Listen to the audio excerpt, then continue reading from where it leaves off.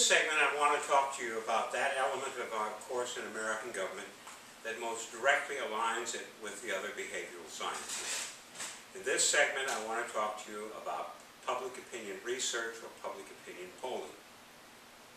Polling is, of course, a large part of our life. Not a day goes by when somewhere on the internet you can't find a poll, an opinion where you're asked your opinion, and you simply send in your answer. That, of course, is not a scientifically valid poll because there's no random sample involved. But nonetheless, it's called a poll, and it's a pervasive part of our life. And the same thing appears in magazines and newspapers of various kinds. What I most want to talk about, though, are public opinion polls that are based on principles of a random sample, of carefully worded questions, of neutral interviewers, and so on. And that's the part that I want to address today. Now, what is the basis for this polling? Well, the basis for the polling is not a search for opinions. It's a search for people. It is a search for people in the sense that we're finding people who fulfill various categories so that we can approximate a random sample.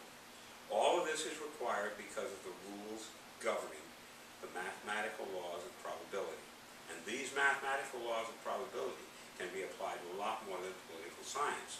For example, in the field of agriculture, if you were a farmer, a small farmer selling your corn or your wheat or your oats or whatever to some buyer, some mill that was buying your product, when you took it to that mill, they would like to grade it for the quality of it. Now, they're not going to sit there and sift through every single kernel of corn in order to pick out only the very good ones. They're going to take a sample, a random sample, out of the load you're bringing in and count the corn, count the number of pieces of chaff or stray material that might be in there. And from that quantity that they've randomly taken, which will be gathered by weight, they're going to apply that over the entire load that you're doing. And they're going to feel that they can do that because of the mathematical laws of probability. The same applies in public opinion research. We don't have to talk to every individual person. We only have to take a random sample of them. So if you could take a random sample of every one of the 308 or 20 million people in America, 308 at the last census and probably about 320 right now, if you could take a list of them, a random sample, you wouldn't need very many. Just as you'd only need a handful of corn out of an entire truckload, you'd only need perhaps 400 people nationally in order to give you a random sample that would be accurate. So you take the list of all the people in America. Oh, wait, I'm sorry. Where is this list? Oh, it turns out we don't have it. There is no list of all of the 300-odd million Americans in America. There is no list. Even the census itself, as careful as it is once every 10 years, is inexact. And there have to be estimations that cover the number of people moving from one place to the other on the day the census is taken. Have to have somebody to deal with people who are living out in the woods, people who are living under, homeless people who are living under viaducts, and so on and so forth. It just goes on and on. We have no list. So you might say, well, you can't have a poll at all, you can't have a random sample. Well, not quite. Here's what happens. Instead of having a perfect random sample off of a list of everybody in America, we have developed techniques to approximate that random sample. Some of these are called area sampling, some of them are called cluster samplings. There's a variety of very technical criteria, and we don't have time in this class to develop them. But suffice it to say, there are professionals who can produce a list that is an approximation of a random sample, and these are valid. And they are valid for very small numbers covering a very large population.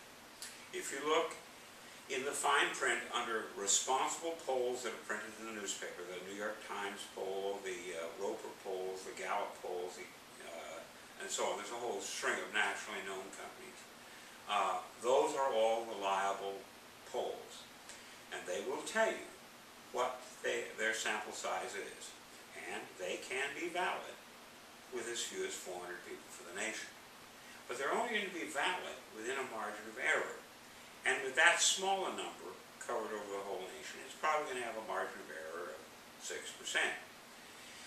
And to improve it, you can increase the number of people you interview. So if you go to 800 or 1200 or 1600, you're going to improve on your accuracy, and you're going to reduce the margin of error, perhaps from 6% down to 2%.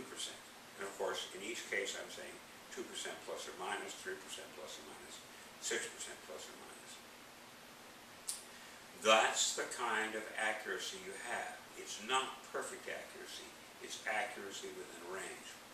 There's a second number that has been a part of polling from the very beginning, decades now, but has only recently been printed in most of the newspapers, and that's a level of significance. And that's another number that's usually quoted 92%, 93%, 94%, 95%.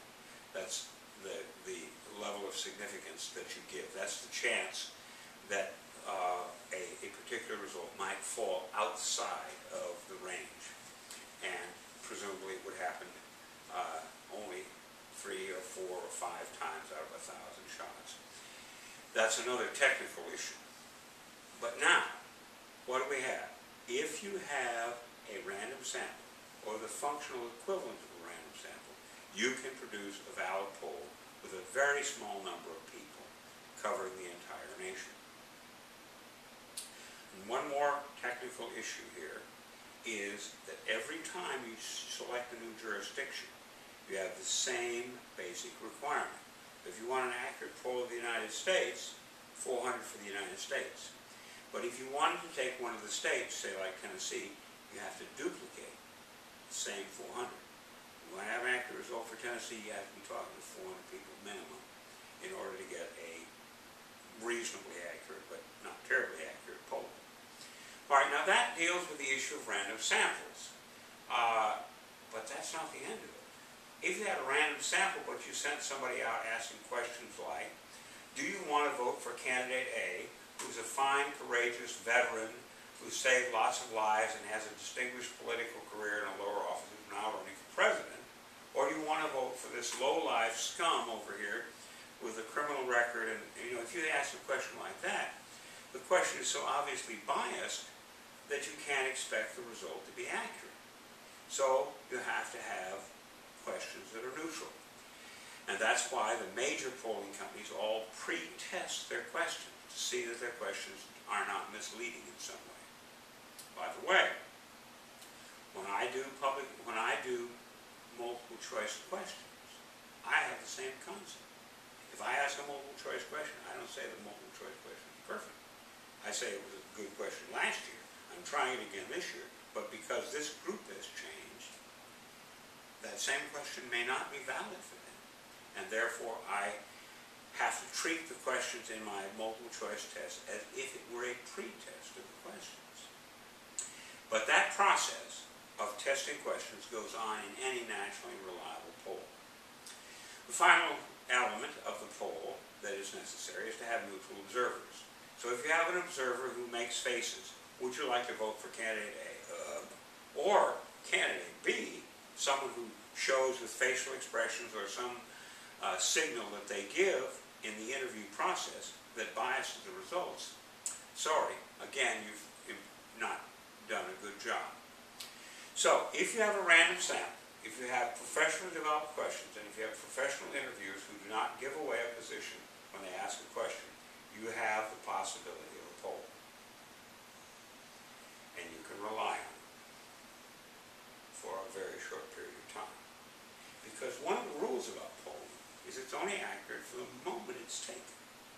Technically, every poll is outdated by the time you read it. By the time you look at it in the newspaper, it's yesterday's results. And let me give you an example. If you had a contest for President of the United States between candidate A and candidate B, you take the poll one day, and between the time you took the poll and the time you printed the newspaper, one of the two candidates dies. What's happened? Well, your poll isn't accurate.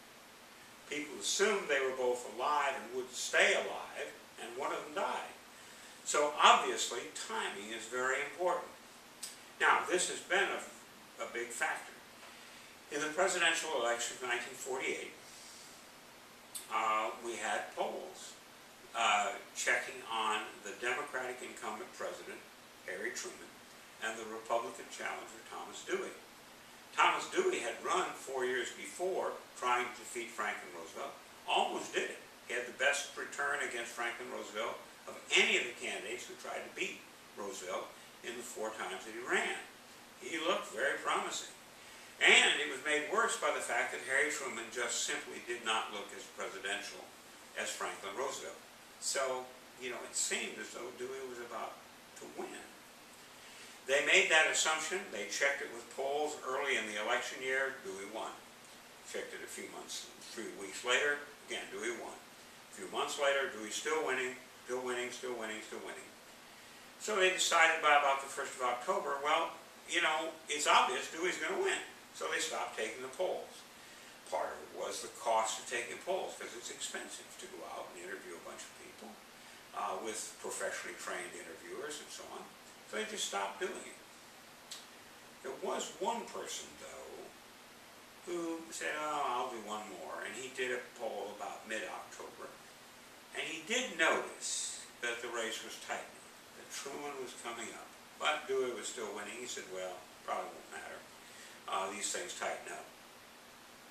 But on election night, at midnight on election day, the election returns still had Dewey winning on the East Coast. The West Coast returns weren't in, but the Chicago Tribune published a headline saying Dewey wins. And some of you may have seen that photo, that famous photo of a grinning Harry Truman holding up the newspaper of the Chicago Tribune saying Dewey wins. And why is he grinning? Because he knows perfectly well that when the results came in from California and the rest of the West Coast, he won and Dewey didn't. What happened? Well, as people look back on the results, they figured out that Truman was closing and closing and closing all along. One fellow, Sam LaBelle, who did interviewing, not a full poll, but kind of anecdotal interviewing, interviewed people who said they didn't even decide they were going to vote for Dewey. And they went to the polls, and on the way to the polls, they changed their mind. So that, I think, shows the importance of this issue of a limitation on polling. There are some other limitations on polling, and I'll try to take them up when I talk about political behavior in greater depth in the next segment.